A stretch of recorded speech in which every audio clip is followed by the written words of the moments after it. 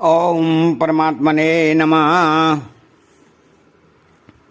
उदासीन वदासीनो गुणरियो न विचाल्यते गुणावर्तन्त इत्येव सो अवतिष्ठ निंगते। अर्थात उदासीन वदासीनः, दो व्यक्ति परस्पर विवाद करते हों तो उन दोनों में से किसी एक का पक्ष लेने वाला पक्षपाती कहलाता है और दोनों का न्याय करने वाला मध्यस्थ कहलाता है। परंतु जो उन दोनों को देखता तो है पर न तो किसी का पक्ष लेता है और न किसी से कुछ कहता ही है, वह उदासीन कहलाता है। तो ऐसे ही संसार और परमात्मा दोनों को देखने से गुणातीत मनुष्य उदासीन की तरह दिखता है। वास्तव में देखा जाए तो संसार की स्वतंत्र सत्ता है ही नहीं। सत स्वरूप परमात्मा की सत्ता से ही संसार सत्ता वाला दिख रहा है। अतः जब गुणातीत मनुष्य की दृष्टि में संसार की सत्ता है ही नहीं, केवल एक परमात्मा की सत्ता ही है, तो फिर वह उदासीन किससे हो। परंतु जिनकी दृष्टि में संसार और परमात्मा की सत्ता है, ऐसे लोगों की दृष्टि में वह गुणातीत मनुष्य उदासीन की तरह दिखता है। तो गुणैर्यो न विचाल्यते, तो उसके कहलाने वाले अंतःकरण में सत्व रज और तम, इन तीनों गुणों की वृत्तियां जो आती हैं पर वह इनसे विचलित नहीं होता। तात्पर्य है कि जैसे अपने सिवाय दूसरों के अंतःकरण में गुणों की वृत्तियां आने पर अपने में कुछ भी फर्क नहीं पड़ता, ऐसे ही उसके कहलाने वाले अंतःकरण में गुणों की वृत्तियां आने पर उसमें कुछ भी फर्क नहीं पड़ता। अर्थात वह उन वृत्तियों के द्वारा विचलित नहीं किया जा सकता। कारण कि उसके कहे जाने वाले अंतःकरण में अंतःकरण सहित संपूर्ण संसार का अत्यंत अभाव एवं परमात्म तत्व का भाव निरंतर स्वतः स्वाभाविक जागृत रहता है।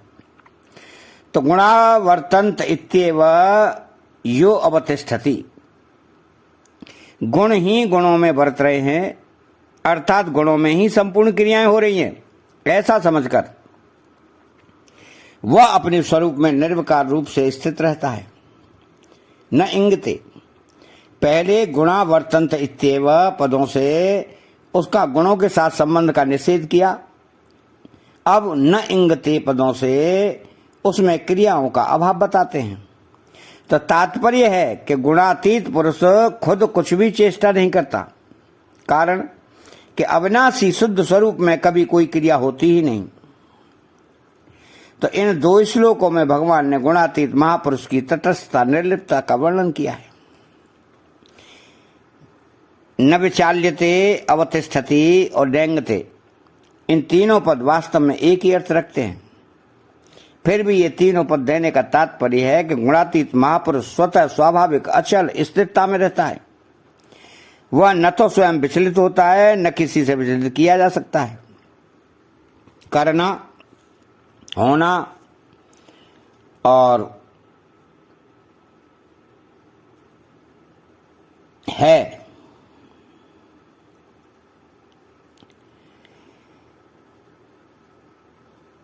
कि गुणातीत महापुरुष स्वतः स्वाभाविक अचल स्थिरता में रहता है। वह न तो स्वयं विचलित होता है और न किसी से विचलित किया जा सकता है। करना, होना और है, ये तीन विभाग हैं। करना होने में और होना है में बदल जाए तो अहंकार सर्वदा नष्ट हो जाता है।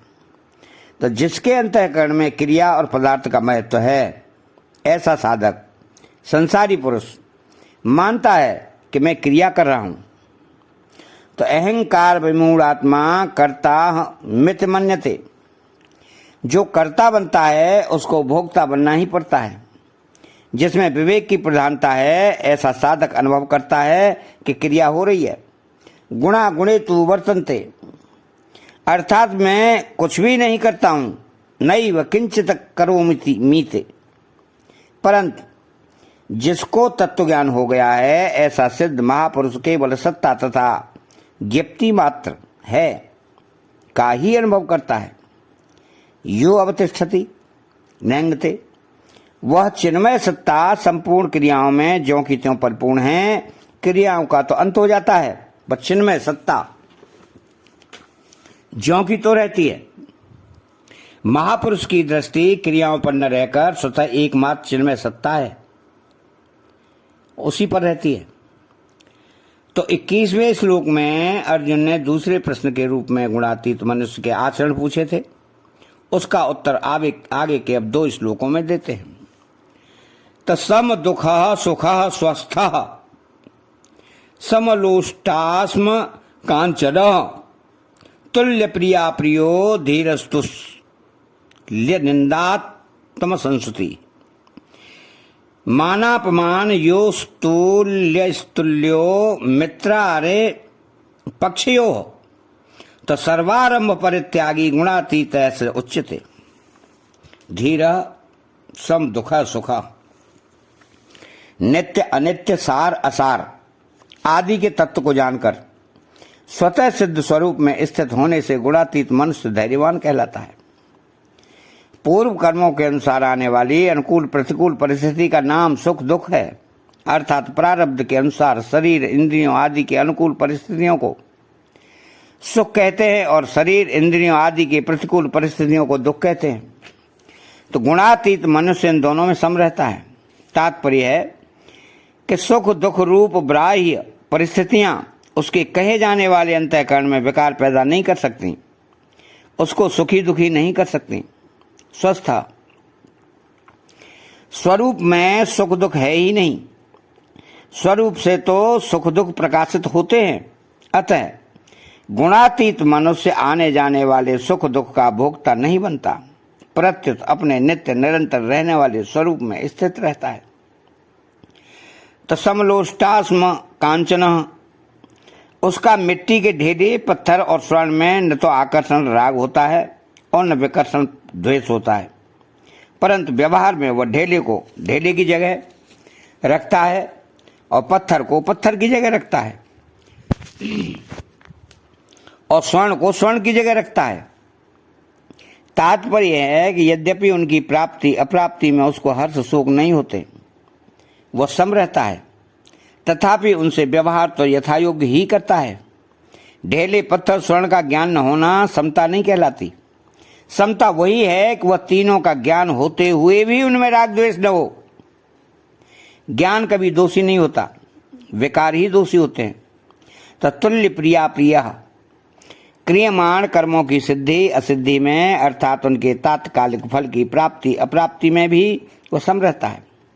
तो तुल्य निंदात्म संस्तुति निंदा और स्तुति में नाम की मुख्यता होती है। गुणातीत मनुष्य का नाम के साथ कोई संबंध नहीं रहता, अतः कोई निंदा करे तो उसके चित्त में खिन्नता नहीं होती और कोई स्तुति करे तो उसके चित्त में प्रसन्नता नहीं होती। इसी प्रकार निंदा करने वालों के प्रति उनका द्वेष नहीं होता और स्तुति करने वालों के प्रति उनका राग नहीं होता। तो साधारण मनुष्यों की यह एक आदत बन जाती है कि उनको अपनी निंदा बुरी लगती है और स्तुति अच्छी लगती है, परंतु जो गुणों से ऊंचे उठ जाते हैं उनको निंदा स्तुति का ज्ञान तो होता है और वे बर्ताव भी सबके साथ यथोचित ही करते हैं, पर उनमें निंदा स्तुति को लेकर खिन्नता प्रसन्नता नहीं होती, कारण कि वे जिस तत्व में स्थित हैं वहां गुणों वाली परकृत निंदा स्तुति पहुंचती ही नहीं। निंदा और स्तुति ये दोनों ही परकृत क्रियाएं हैं। उन क्रियाओं से राजी नाराज होना गलती है, कारण कि जिसका जैसा स्वभाव है जैसी धारणा है वह उसके अनुसार ही बोलता है। वह हमारे अनुकूल ही बोले, हमारी निंदा न करे, यह न्याय नहीं है। अर्थात उसको बोलने में बाध्य करने का भाव न्याय नहीं है, अन्याय है। तो दूसरों पर हमारा क्या अधिकार है कि तुम हमारी निंदा मत करो, हमारी स्तुति ही करो। दूसरी बात, कोई निंदा करता है तो उसमें साधक को प्रसन्न होना चाहिए कि इससे मेरे पाप कट रहे हैं, मैं शुद्ध हो रहा हूं। अगर कोई हमारी प्रशंसा करता है तो उससे हमारे पुण्य नष्ट होते हैं। अतः प्रशंसा में राजी नहीं होना चाहिए, क्योंकि राजी होने में खतरा है। तो मानापमान योस्तुल्य, मान और अपमान दोनों में शरीर की मुख्यता होती है। गुणातीत मनुष्य का शरीर के साथ तादात्म्य नहीं रहता, अतः कोई उसका आदर करे या निरादर करे, मान करे या अपमान करे, इस परस्कृत क्रियाओं का उस पर कोई असर नहीं पड़ता। निंदा, स्तुति और मान अपमान, इन दोनों ही प्रकृत क्रियाओं में गुणातीत मनुष्य सम रहता है। इन दोनों प्रकृत क्रियाओं का ज्ञान होना दोषी नहीं है। प्रत्युत निंदा और अपमान में दुखी होना तथा स्तुति और मान में हर्षित होना दोषी है, क्योंकि दोनों ही प्रकृति के विकार हैं। तो गुणातीत पुरुष को निंदा, स्तुति और मान अपमान का ज्ञान तो होता है, पर गुणों से संबंध विच्छेद होने से, नाम और शरीर के साथ तादाद में न रहने से वह सुखी और दुखी नहीं होता। कारण कि वह जिस तत्व में स्थित है वहां ये विकार नहीं है, वह तत्व गुण रहित हैं, निर्विकार हैं। तो तुल्यो मित्रार पक्षयो, वह मित्र और शत्रु के पक्ष में सम रहता है। यद्यपि गुणातीत मनुष्य की दृष्टि में कोई मित्र और शत्रु नहीं होता, तथापि दूसरे लोग अपनी भावना के अनुसार उसे अपना मित्र अथवा शत्रु भी मान लेते हैं। तो साधारण मनुष्य को भी दूसरे लोग अपनी भावना के अनुसार मित्र या शत्रु मान लेते हैं, किंतु इस बात का पता लगने पर उस मनुष्य पर इसका असर पड़ता है, जिससे उसमें राग द्वेष उत्पन्न हो सकते हैं। परंतु गुणातीत मनुष्य पर इस बात का पता लगने पर भी कोई असर नहीं पड़ता। वस्तुतः मित्र और शत्रु की भावना के कारण ही व्यवहार में पक्षपात होता है। गुणातीत मनुष्य के कहलाने वाले अंतःकरण में मित्र शत्रु की भावना ही नहीं होती, अतः उसके व्यवहार में पक्षपात नहीं होता। एक व्यक्ति उस महापुरुष के साथ मित्रता रखता है और दूसरा व्यक्ति उससे स्वभाववश उस महापुरुष के साथ शत्रुता रखता है। जब उन दोनों व्यक्तियों की किसी बात को लेकर न्याय करने का अवसर आ जाए, तब व्यवहार में वो मित्रता रखने वाले की उपेक्षा शत्रुता रखने वाले का कुछ अधिक पक्ष लेता है। जैसे पदार्थ आदि का बंटवारा करते समय वह मित्रता रखने वाले को कम उतना ही जितना वह प्रसन्नता पूर्वक सहन कर सकता हो, और शत्रुता रखने वालों को कुछ ज्यादा पदार्थ देता है। यह भी समता ही कहलाती है, क्योंकि अपने पक्ष वालों को के साथ न्याय, विपक्ष वालों के साथ उदारता होनी चाहिए। तो सर्वारंभ परित्यागी, वह महापुरुष संपूर्ण कर्मों के आरंभ का त्यागी होता है। तात्पर्य है कि धन संपत्ति के संग्रह और भोगों के लिए वह किसी तरह का कोई नया कर्म आरंभ नहीं करता। स्वतः प्राप्त परिस्थिति के अनुसार ही उसकी प्रवृत्ति और निवृत्ति होती है, अर्थात क्रियाओं में उसकी प्रवृत्ति कामना, वासना, ममता से रहित होती है और निवृत्ति भी मान, बड़ाई आदि की इच्छा से रहित होती है। तो गुणातीत स उच्यते, यहाँ उच्चते पद से यही ध्वनि निकलती है कि उस महापुरुष की गुणातीत संज्ञा नहीं है, किंतु उसके कहे जाने वाले शरीर अंतःकरण के लक्षणों को लेकर ही उसको गुणातीत कहा जाता है। तो वास्तव में देखा जाए तो जो गुणातीत है उसके लक्षण नहीं हो सकते, लक्षण तो गुणों से ही होते हैं। अतः जिसके लक्षण होते हैं वह गुणातीत कैसे हो सकता है। परंतु अर्जुन ने भी गुणातीत के ही लक्षण पूछे हैं और भगवान ने भी गुणातीत के ही लक्षण कहे हैं। तो इसका तात्पर्य यह है कि लोग पहले उस गुणातीत की जिस शरीर और अंतःकरण में स्थिति मानते थे, उसी शरीर और अंतःकरण के लक्षणों को लेकर वे उसमें आरोप करते हैं कि गुणातीत मनुष्य है। अतः ये लक्षण गुणातीत मनुष्य को पहचानने के संकेत मात्र हैं। प्रकृति के कार्य गुण हैं और गुणों के कार्य शरीर, इंद्रियां, मन, बुद्धि हैं। अतः मन, बुद्धि आदि के द्वारा अपने कारण गुणों का भी पूरा वर्णन नहीं हो सकता। फिर गुणों के भी कारण प्रकृति का वर्णन हो ही कैसे सकता है। तो जो प्रकृति से भी सर्वदा अतीत गुणातीत है, उसका वर्णन करना तो उस मन, बुद्धि आदि के द्वारा संभव ही नहीं है।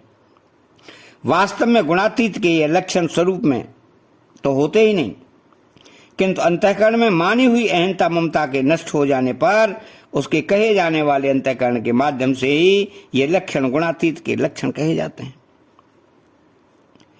तो यहां भगवान ने सुख, दुख, प्रिय, अप्रिय, निंदा, स्तुति और मान, अपमान, ये 8 परस्पर विरुद्ध नाम लिए हैं।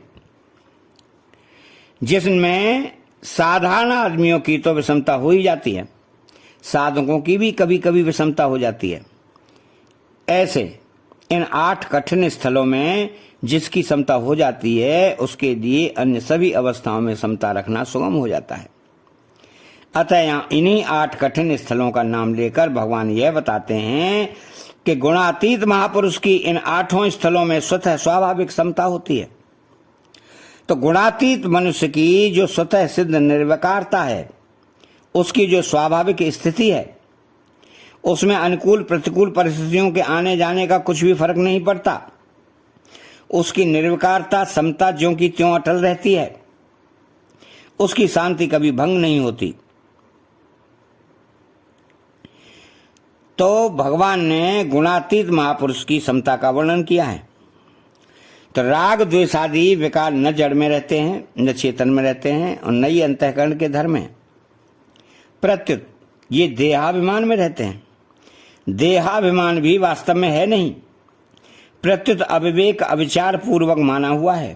तात्पर्य है कि वास्तव में विकार अपने में नहीं है, पर मनुष्य अविवेक के कारण अपने में मान लेता है। वह विकारों के भाव और अभाव का तथा स्वयं के भाव का अनुभव तो करता है, पर इस अनुभव को महत्व नहीं देता। अगर वह विवेक विचार पूर्वक अपने में विकारों के अभाव का अनुभव कर ले तो वह उनका भोक्ता सुखी दुखी नहीं बनेगा। अतः चैनल को सब्सक्राइब करें, बेल आइकन घंटी को दबाएं और कमेंट बॉक्स में जय श्री कृष्ण लिखें। बोलो जय श्री कृष्ण।